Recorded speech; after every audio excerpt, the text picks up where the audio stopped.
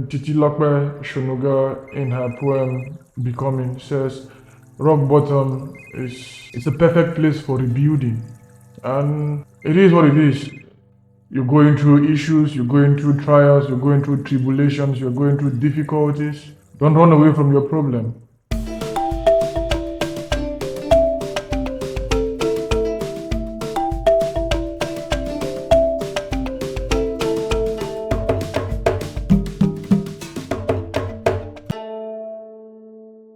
If you're going through a difficult time in your life, don't run.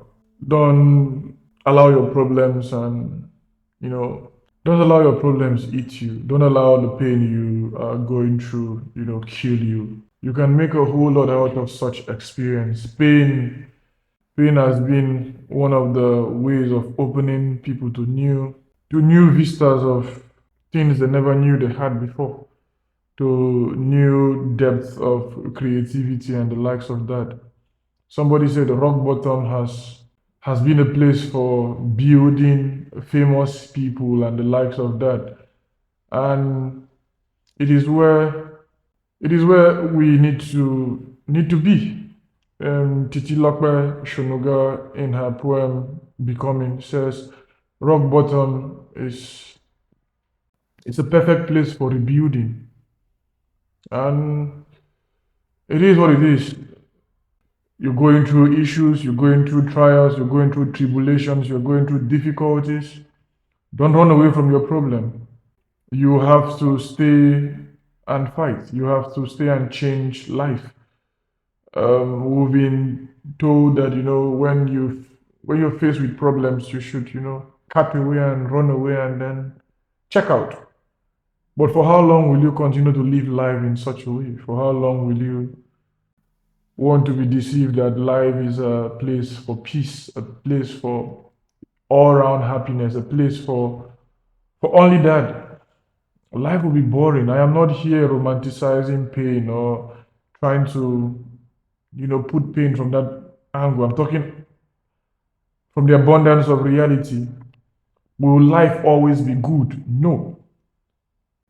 Will life sometimes have its ups and downs? Of course, it is why we're here. At the moment, having to see life from a point of what reality is, as opposed to what it should be where we should begin to look life from, and it's where we should begin to see that we are beginning to become mature. If we begin to look at life from the angle that this is reality, and this is the potential, this is a possibility that should ordinarily be, but it's not, we become a bit contented. We have to begin to look at life from that particular large sphere, the sphere that life is made up. It's made up of good stuff and bad stuff. There will be crazy times in your life, and that's just life. And no amount of prosperity gospel or motivation from motivational speeches and poems can take that reality away. It needs working. You have to start out, and you have to start out to see that you get to do this better. If you don't do that, the problem doesn't go away. The problem might just change its head, change its face to something else.